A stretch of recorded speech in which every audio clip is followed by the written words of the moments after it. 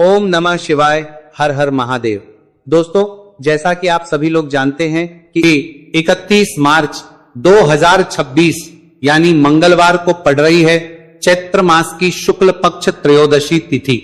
और दोस्तों, यह वह तिथि है जो चैत्र मास में पड़ने वाली सबसे बड़ी तिथि है, क्योंकि यह मंगलवार के दिन पड़ रही है और इसका बहुत ही बड़ा और विशेष महत्व होता है। पूज्य गुरु जी ने कहा है कि अगर कभी भी मौका लग जाए और चैत्र महीने की त्रयोदशी तिथि मंगलवार को पड़ जाए तो आप लोगों को एक छुटकी काला तिल वाला उपाय तो अवश्य ही करना चाहिए। इन दोनों का संयोग बहुत ही कम आता है। इसी के साथ में गुरुजी ने अपनी शिव पुराण कथा में बताया है कि इस दिन आपको एक छुटकी काला तिल वाला उपाय तो आपको अवश्य ही करना चाहिए, क्योंकि ऐसा दिन पूरे साल में सिर्फ एक ही बार आता है। और दोस्तों, आप सभी लोग जानते हो कि मंगलवार त्रयोदशी तिथि का अगर सबसे बड़ा कोई उपाय है तो वह एक छुटकी काला तिल वाला उपाय है। तो दोस्तों, मंगलवार त्रयोदशी तिथि के दिन आप लोगों को इस एक छुटकी काला तिल वाला उपाय को जरूर करना है। बहुत सारे लोग होंगे जिन लोगों ने इस उपाय को ना किया हो, मतलब पूरा साल निकल गया, उन्होंने किसी भी दिन इस छुटकी काला तिल वाला उपाय को ना किया हो। पर दोस्तों, आपके पास एक आखिरी मौका बचा हुआ है जो कि 31 मार्च मंगलवार त्रयोदशी तिथि के दिन है। इस दिन आप लोगों को इस वाले उपाय को जरूर कर लेना है। भले ही आपने पूरे महीने भर इस उपाय को ना किया हो, पर अगर आपने इस महीने के मंगलवार त्रयोदशी तिथि के दिन अगर इस वाले उपाय को कर लिया तो आपको इस उपाय को करने का वह फल मिलेगा जिसकी आपने कभी कल्पना भी नहीं करी होगी। इसीलिए आप लोग इस वाले उपाय को एक बार जरूर कर लेना है, ताकि आप लोगों के हाथ से ये मौका ना जा सके और आपको इस उपाय को करने का फल मिल सके। दोस्तों, यह उपाय पंडित जी ने अपनी अभी की ही श्री शिव महापुराण की कथा में बताया है। उपाय को आज हम आपको बहुत अच्छे से समझाने वाले हैं। इस वीडियो को देखने के बाद इस उपाय को समझने के लिए आपको कोई और वीडियो को देखने की जरूरत नहीं पड़ेगी। तो चलिए दोस्तों, उपाय को शुरू करते हैं। देखिए, यह इस चैत्र महीने के मंगलवार त्रयोदशी तिथि के दिन यह इतना खास होता है, इतना महत्वपूर्ण होता है, देखा गया है। कभी कभी बड़े बड़े पूजा पाठ अनुष्ठान से जो मनोकामना पूर्ण नहीं होते, वह चैत्र महीने की मंगलवार त्रयोदशी तिथि के दिन एक छोटे से उपाय करने से ही आपकी मनोकामना पूर्ण होए। और बहुत सारे लोगों ने इस उपाय को किया भी है और उनको इस उपाय को करने का फल भी जरूर मिला है। अगर आप लोग भी इस उपाय को करना चाहते हैं तो आप इस उपाय को पहले अच्छे से समझ लेना, सुन लेना, उसके बाद करना। आपको इस उपाय का फल जरूर मिलेगा। और इस उपाय को कर लेने से आपके घर में चाहे किसी भी प्रकार की दुहक और समस्या क्यों ना चल रही हो, आपको उसका कारण भी नहीं पता है कि भाई ये समस्या किस कारण से चल रही है। उसका कुछ भी कारण हो सकता है, जैसे पितृदोष हो सकता है या किसी भी तरह का मंगल दोष भी हो सकता है। तो इस दिन आप लोगों को ये वाला उपाय कर लेना है। ये एक ऐसा उपाय है जिस उपाय को अगर किसी विशेष दिन पर किया जाए तो भाई उस विशेष दिन का जो है वो तो हमें मिलता ही मिलता है, पर हमने उस दिन पर इस उपाय को किया है तो हमें उससे भी बड़ा फल मिलता है, और फल बहुत जल्दी मिलता है, क्योंकि आप इस उपाय को बहुत ही बड़े और विशेष दिन पर रहे हो। तो चलिए अब उपाय के बारे में बात करते हैं। लेकिन उससे पहले आप लोगों को यह जानना आवश्यक है कि आखिर यह उपाय किस समय करना है, किसको करना है और कैसे करना है। तो चलिए हम आगे आपको वीडियो में एक एक करके बता देते हैं। लेकिन उससे पहले अगर आप लोग हमारे चैनल पर पहली बार आए हैं या फिर मेरी आवाज आज पहली बार सुन रहे हैं तो हमारे चैनल को सब्सक्राइब जरूर कर लेना और इस वीडियो को लाइक करके कमेंट बॉक्स में श्री शिवाय नमस्तुभयम ओम नमः शिवाय जरूर टाइप कर देना। तो दोस्तों, इस एक छुटकी काला तिल वाला उपाय को हमें इस मंगलवार त्रयोदशी तिथि के दिन कैसे करना है, किसको करना है, किस समय करना है और कहां पर करना है, ये सारे सवालों के जवाब आपको इस वीडियो में मिल जाएंगे।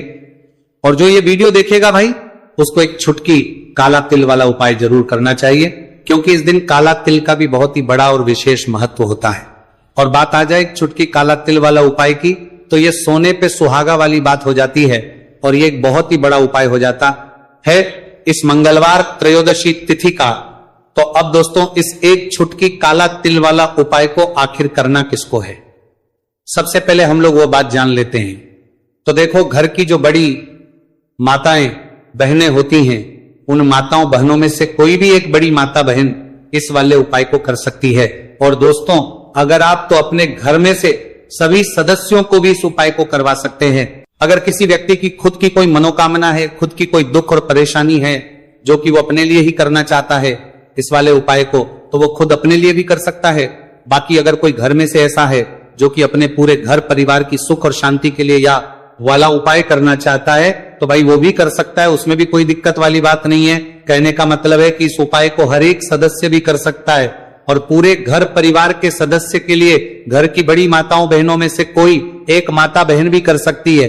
माताएं बहनें अगर घर में उपस्थित ना हो या वो यह वाला उपाय ना कर पा रही हो, तो फिर घर का कोई बड़ा सदस्य भी इस एक छुटकी काला तिल वाला उपाय को कर सकता है, चाहे फिर वो पुरुष ही क्यों ना हो, उसमें कोई भी दिक्कत वाली बात नहीं है। उसके बाद में दोस्तों जो अगला प्रश्न निकल आता है वो ये आता है इस उपाय को लेकर कि आखिर इस उपाय को हमें किस समय करना है, सुबह के समय करना है कि शाम के समय करना है। तो देखो इस वाले उपाय को आप लोग सुबह के समय भी कर सकते हो और शाम के समय प्रदोष काल में भी कर सकते हो। अब अगर आप पूछो कि भाई सबसे उत्तम समय कौन सा रहेगा इस एक छुटकी काला तिल वाला उपाय को करने का, तो हम आपसे बस यही कहेंगे कि इस उपाय को आप सुबह के समय करेंगे तो ज्यादा बेहतर होगा। बाकी अगर प्रदोष काल शाम के समय भी करेंगे तो भी अच्छा होगा, उसमें कोई भी दिक्कत वाली बात नहीं है। तो अब दोस्तों जो अगली सबसे बड़ी और महत्वपूर्ण बात आती है वो ये आती है कि सुबह अगर हम उपाय को करेंगे तो हमें कितने बजे से लेकर कितने बजे तक के बीच में करना है, और शाम के समय प्रदोष काल में करेंगे तो अब हमें कितने बजे से लेकर कितने बजे के बीच में करना है। तो देखो सुबह जितनी जल्दी हो सके आप उपाय को करने की कोशिश करना, कि अगर किसी कारणवश लेट भी हो जाओ, थोड़ी देर भी हो जाए, तो 10 या 11 बजे तक भी आप उपाय कर लेना, पर 12 बजे से ज्यादा देरी ना हो, ठीक है, इस बात का ध्यान रखना। उसके बाद में दोस्तों अगर शाम के समय प्रदोष काल की बात करें, प्रदोष काल का जो समय है होता है वो शाम के 6 बजे से शुरू हो जाता है। मतलब शाम के 6 बजे से लेकर 7 बजे के बीच का जो समय होता है यह समय प्रदोष काल का समय होता है। तो आप उपाय को 7 या 8 बजे के बीच में भी कर सकते हो। मतलब शाम के 6 बजे से रात 8 बजे के बीच में आप कभी भी इस वाले उपाय को कर सकते हो, उसमें कोई भी दिक्कत वाली बात नहीं है। देखिए यदि आपके जीवन में संकट बहुत ही अधिक चल रहे हो, समस्याएं बहुत ही अधिक चल रही हो, एक एक रूप खर्च करने आपको बस ओढ़ रहा है, भूमि से जुड़ी हुई कोई भी समस्या हो या फिर आपके विवाह से जुड़ी हुई कोई भी समस्या हो या आपके व्यापार से जुड़ी हुई कोई भी समस्या हो, तो आपकी ये सारी समस्या इस मंगलवार त्रयोदशी तिथि के दिन समाप्त होने वाली है। तो चलिए दोस्तों जानते हैं उस विशेष उपाय के बारे में। देखिए इस वीडियो में हम पूज्य गुरु जी द्वारा बताए गए 3 बहुत ही चमत्कारिक उपायों के बारे में जानेंगे। देखिए ये जो उपाय है आपके जीवन से दुर्भाग्य का तो अंत करेंगे ही, साथ ही साथ यदि आपके जीवन में धन की समस्या चल रही है तो वह सभी भी आपकी समाप्त हो जाएंगी। देखिए गुरुजी ने बताया है कि जब भी मंगलवार त्रयोदशी तिथि का दिन पड़े तो हमें कर्ज मुक्ति के लिए कुछ उपाय करने चाहिए। इसी के साथ हमें धन प्राप्ति, भूमि से जुड़े कार्यों और विवाह के लिए भी उपाय करने चाहिए। तो चलिए दोस्तों जानते हैं गुरुजी द्वारा बताए गए सबसे पहले उपाय के बारे में। देखिए यह उपाय विशेषकर उन लोगों को करना है जिनकी भूमि से जुड़ी कोई भी समस्या चल रही हो, यानी कि उनकी भी जमीन से जुड़ी हुई समस्या चल रही है, यानी कि जो लोग मकान खरीदना चाहते हैं या फिर उनका खेत से जुड़ा कोई भी केस चल रहा है या फिर जिनके भी विवाह में विलंब हो रहा है या फिर जिन भी लोगों के जीवन में कर्ज बहुत ही अधिक बढ़ने लगा है, कर्ज जो है वह चुका नहीं पा रहे हैं, तो गुरुजी ने कहा है कि ऐसे लोगों को यह उपाय करना चाहिए। देखिए इस उपाय के लिए आपको थोड़े से काले तिल ले लेने हैं। देख आपको मात्र 1 चुटकी काले तिल ले लेने हैं। इसी के साथ में आपको थोड़ा सा शहद ले लेना है। फिर सबसे अंत में आपको 1 लोटा शुद्ध जल ले लेना है। तांबे के पात्र के अंदर आपको अपने घर से शुद्ध जल ले लेना है और इन सभी सामग्रियों को आपको लेकर के पहुंच जाना है। भगवान शिव के मंदिर में देखिए पूज्य गुरु जी ने बताया है कि इस उपाय को आप सुबह से लेकर के शाम तक किसी भी समय में कर सकते हैं। देखिए मंदिर पहुंचने के आप जो काले तिल लेकर के गए थे उनमें आपको थोड़ा सा शहद लगा लेना है। देखिए आप जो शहद लेकर के आए हैं उस शहद में आपको ये काले तिल अच्छे से डुबो देना है और शहद से युक्त ये जो काले तिल हैं इन्हें आपको शिवलिंग पर अर्पित कर देने हैं या फिर आपको शिवलिंग के चारों तरफ अच्छे से काले तिल का लेपन कर देना है।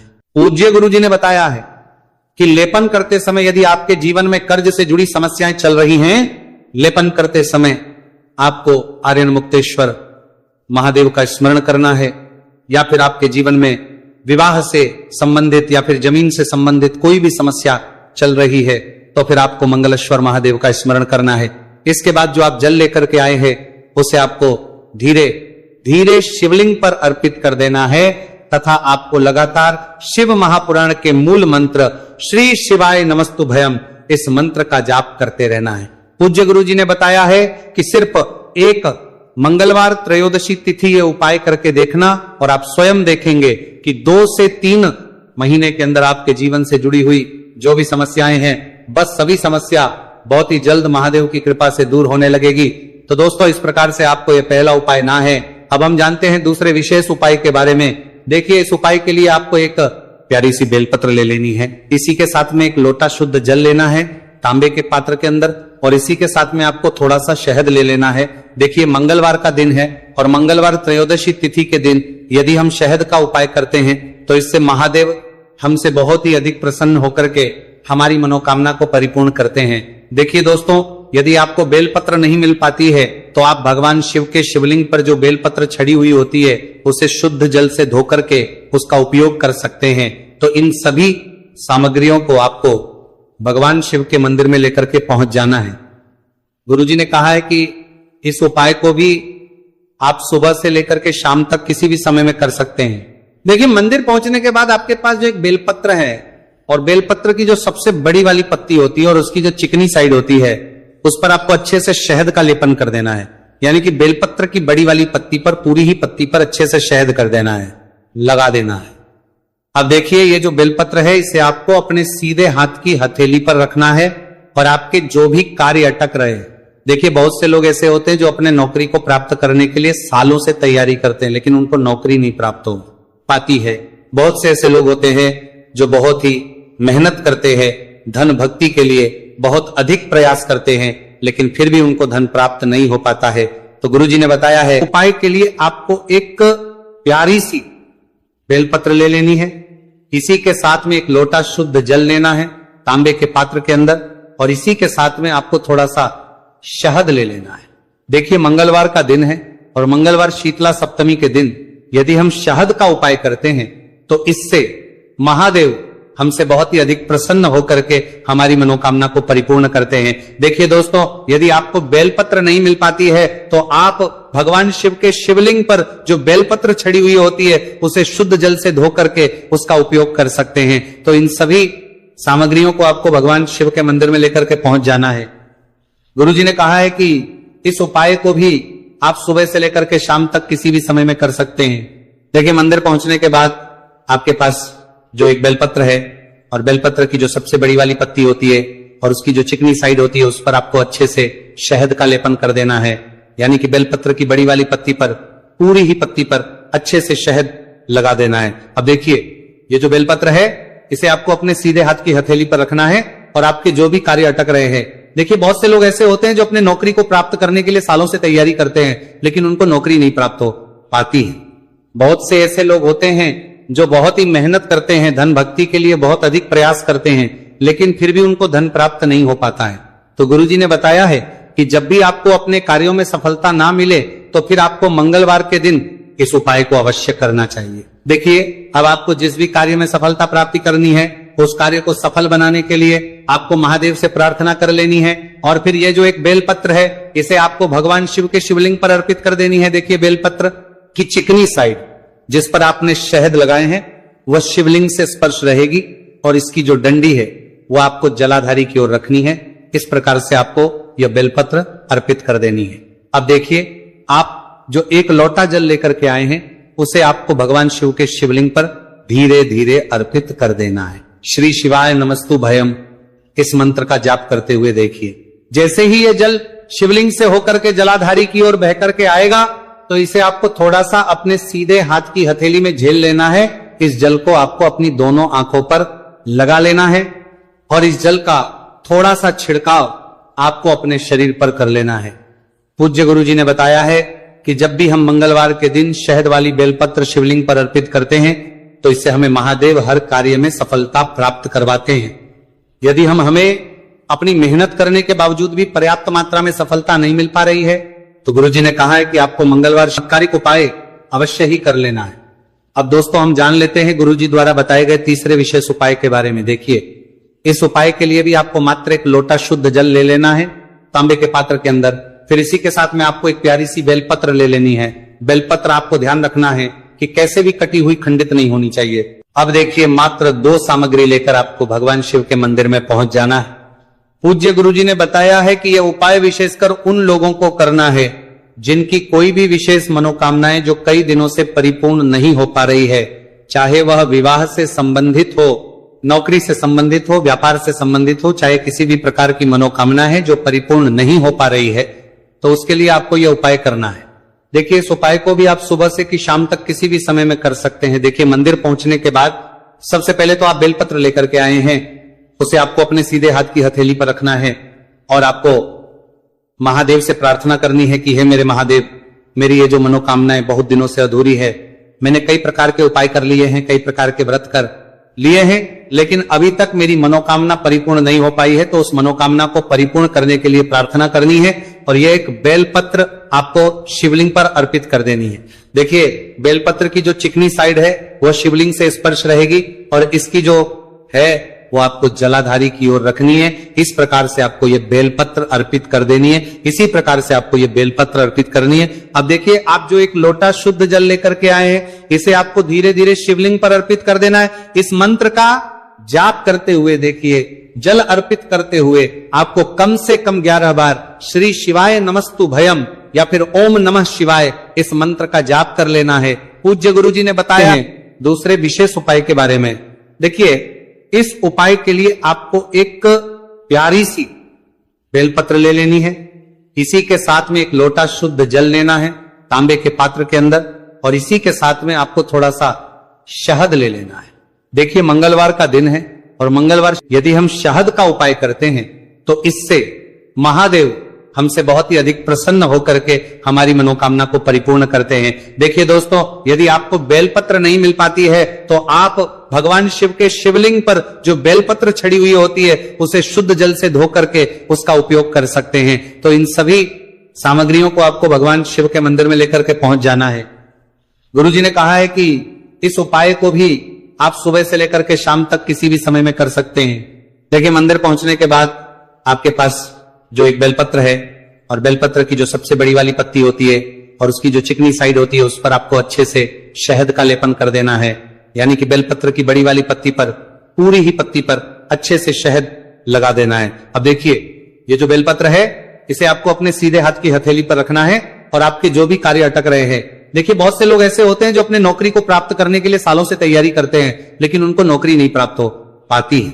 बहुत से ऐसे लोग होते हैं जो बहुत ही मेहनत करते हैं, धन भक्ति के लिए बहुत अधिक प्रयास करते हैं, लेकिन फिर भी उनको धन प्राप्त नहीं हो पाता है।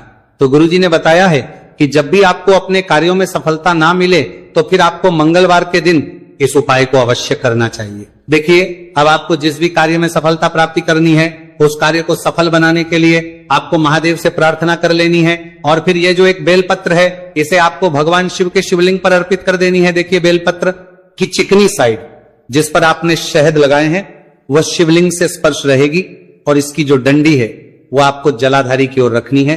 इस प्रकार से आपको यह बेलपत्र अर्पित कर देनी है।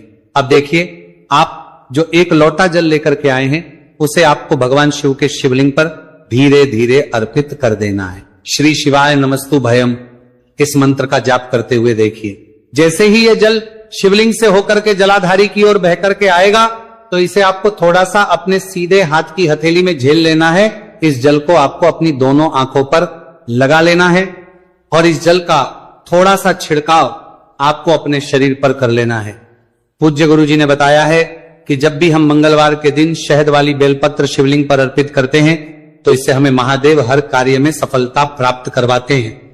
यदि हमें अपनी मेहनत करने के बावजूद भी पर्याप्त मात्रा में सफलता नहीं मिल पा रही है तो गुरुजी ने कहा है कि आपको मंगलवार दिन ये चमत्कारिक उपाय अवश्य ही कर लेना है। अब दोस्तों, हम जान लेते हैं गुरुजी द्वारा बताए गए तीसरे विशेष उपाय के बारे में। देखिए, इस उपाय के लिए भी आपको मात्र एक लोटा शुद्ध जल ले लेना है तांबे के पात्र के अंदर।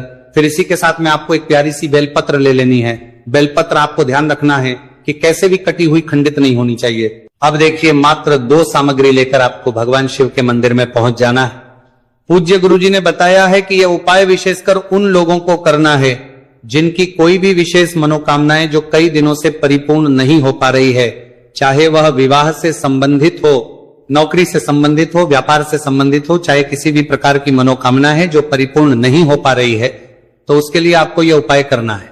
देखिए, इस उपाय को भी आप सुबह से कि शाम तक किसी भी समय में कर सकते हैं। देखिए, मंदिर पहुंचने के बाद सबसे पहले तो आप बेलपत्र लेकर के आए हैं, उसे आपको अपने सीधे हाथ की हथेली पर रखना है और आपको महादेव से प्रार्थना करनी है कि हे मेरे महादेव, मेरी ये जो मनोकामनाएं बहुत दिनों से अधूरी है, मैंने कई प्रकार के उपाय कर लिए हैं, कई प्रकार के व्रत कर लिए हैं, लेकिन अभी तक मेरी मनोकामना परिपूर्ण नहीं हो पाई है, तो उस मनोकामना को परिपूर्ण करने के लिए प्रार्थना करनी है और यह एक बेलपत्र आपको शिवलिंग पर अर्पित कर देनी है।